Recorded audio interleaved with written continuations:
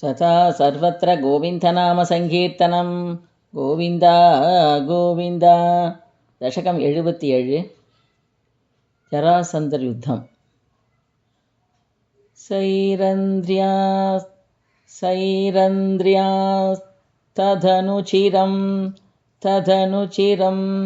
स्मरातुरायाः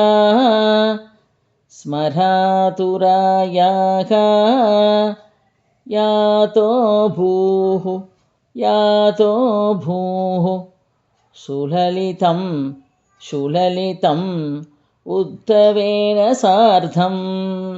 उद्धवेन सार्धम् आवासं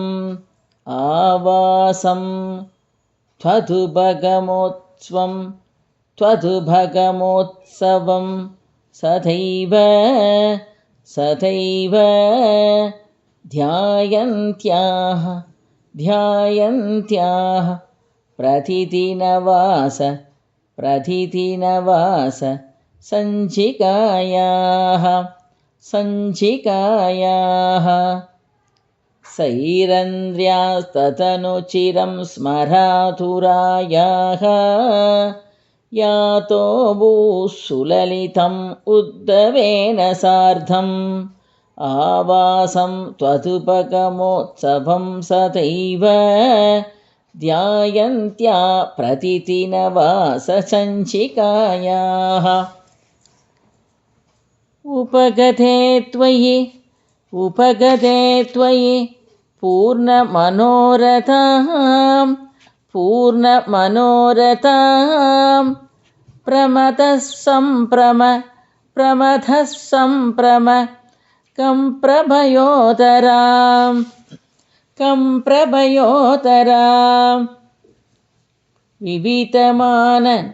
विवितमानन् अमाततीमुथा रघसितां रमयाञ्च कृशे सुखम् उपगते त्वयि पूर्णमनोरथां प्रमथः सम्प्रमकं प्रभयोधरां विवितमाननमाततीमुथा रघसितां रमयाञ्च कृशे सुखम् पृष्ठावरं पुनरसो आवृणोत्वराकी भूयस्त्वया शुरतमेव निशान्तरेषु सायुज्यमस्त्विधिवते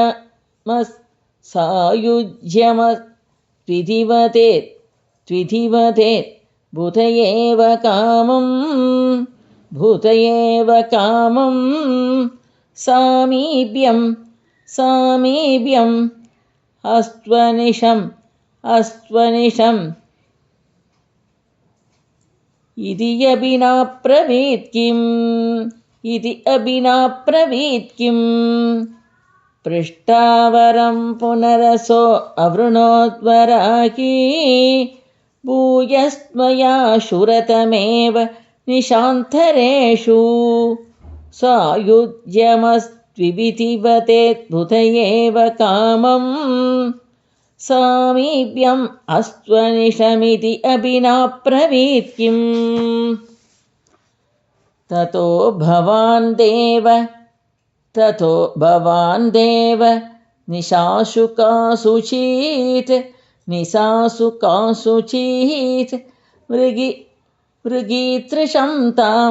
मृगीतृषं तां निपृतं विनोदयन् अतातु पश्लोक इति श्रुतं सुतं सनारदात् सात्वद तन्द्रविद्भवौ ततो भवान् देवनिशासुकासुचीत् मृगीतृषं तां निपृतं विनोदयन् अतादुपश्लोक इति श्रुतं सुतं स नारदात् सात्वदतन्त्रविद्बभौ अक्रूरमन्दिर मिथोत बलोत्तवाभ्याम्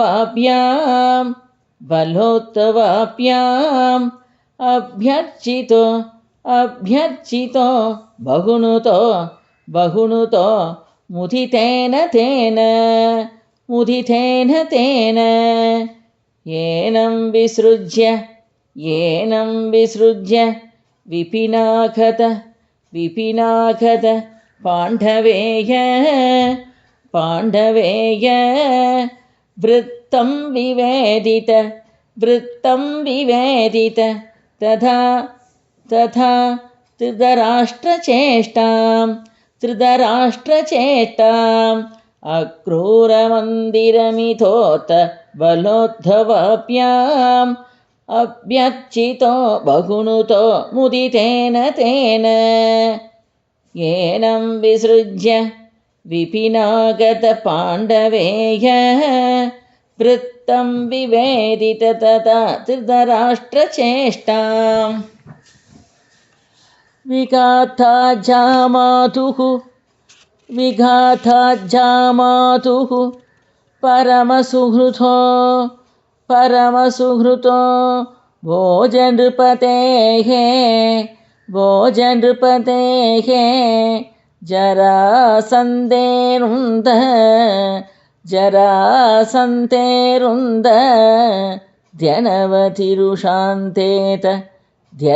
ध्यनवतिरुषान्तेत मथुरां रदात्यैर्ध्योर्लब्धैः कतिपय बलस्त्वं फलयुतः त्रयोविंशत्यक्षौहिणी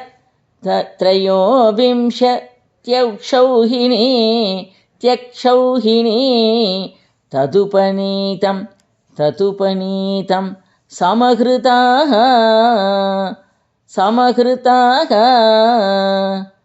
विघाता जामातुः परमसुहृतो भोजनृपतेः जरासन्तेरुन्द ध्यनवतिरुषान्तेत मथुरां रदात्यैर्ध्योर्लब्धैः कतिपयबलस्त्वं फलयुतः त्रयोविंशत्यक्षौहिणी तदुपनीतं समहृताः भत्तं फलोतत् बलेन बलोत्तरं त्वं भूयो बलोत्य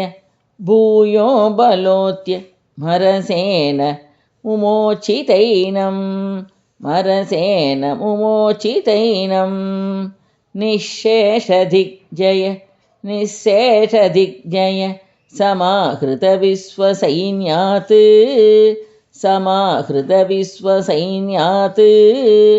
गोण्यस्ततो हि फलपौरुष वांस्ततानि भत्तं फलाततपलेन फलोत्तरं त्वं भूयो बलोत्यमरसेन मुमोचितैनं निःशेषदिग्जयसमाकृतविश्वसैन्यात् कोण्यस्ततो हि फलपौरुषवांस्ततानि भग्नः सलग्न हृदयोऽपि नृपै प्रणुन्नः युद्धं त्वया व्यतीतषोडश कृत्वा एवम् अक्षौहिणी अक्षौहिणी शिव शिवास्य जकन्तविष्णोः शिवास्य जकन्तविष्णोः सम्भूय सम्भूय सैकनवती त्रिशतं तदानीं भग्नस्सलग्नहृदयोऽपि नृपै प्रणुन्नः युद्धं त्वया व्यथितषोडशकृत्व एवम्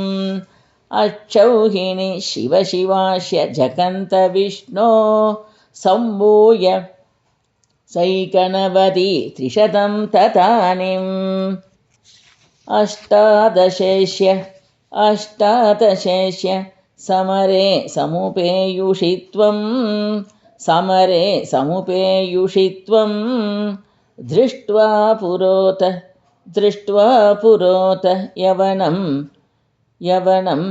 यवनत्रिकोट्या द्वष्ट्राविधाप्य परमासु वह्योधिमत्ये तत्रात योगबलत स्वजनाननैषीः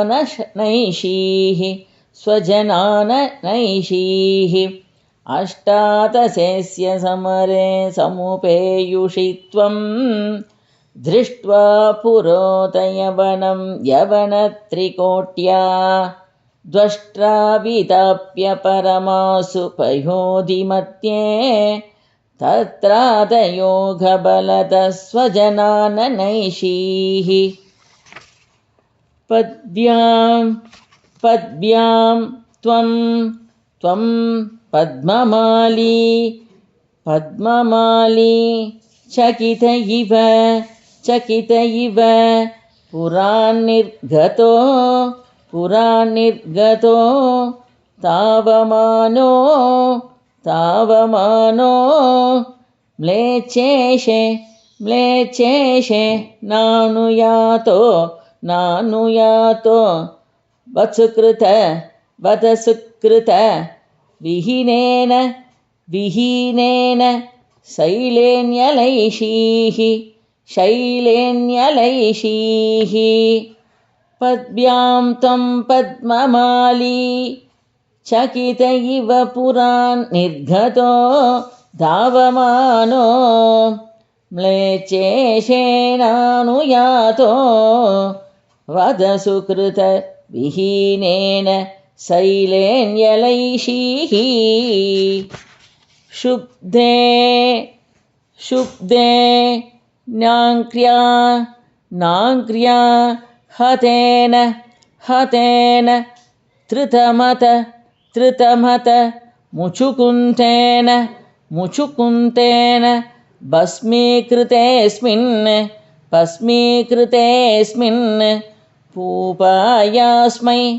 पूपायास्मै गुहान्ते सुललितवपुषा तस्तिषे भक्तिबाजे शुब्धेनाङ्क्र्यागतेन धृतमत मुचुकुन्तेन भस्मीकृतेऽस्मिन् पूपायास्मै गुहान्ते सुललितवपुषा तस्तिषे भक्तिबाजे ऐक्ष्वाकोऽहं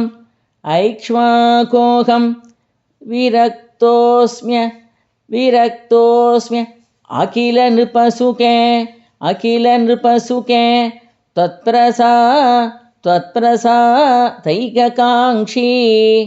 त्वत्प्रसादैककाङ्क्षी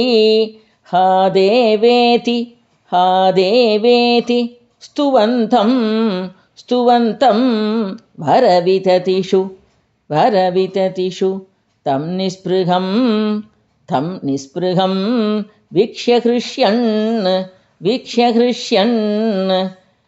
ऐक्ष्वाकोऽहं विरक्तोऽस्मि अखिल नृपसुखे त्वत्प्रसादैककाङ्क्षी हा देवेति स्तुवन्तं भरविततिषु तं निःस्पृहं वीक्ष्य हृष्यन्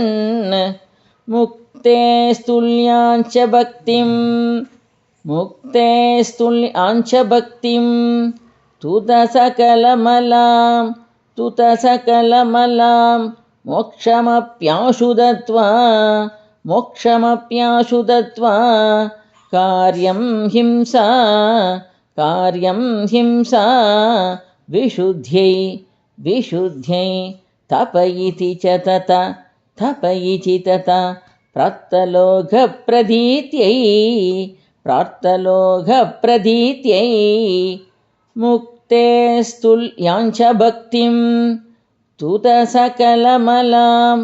मोक्षमप्याशु दत्वा कार्यं हिंसा विशुद्ध्यै तपयिति च तथा प्राप्तलोकप्रतीत्यै ततनु मथुरां गत्वा हत्वा च मुं यवनाहृतां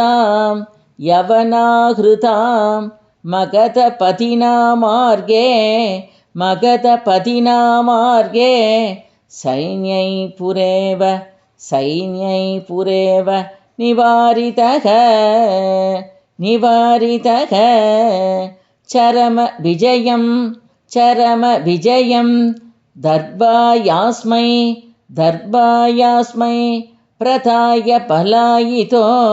प्रथाय पलायितो जलति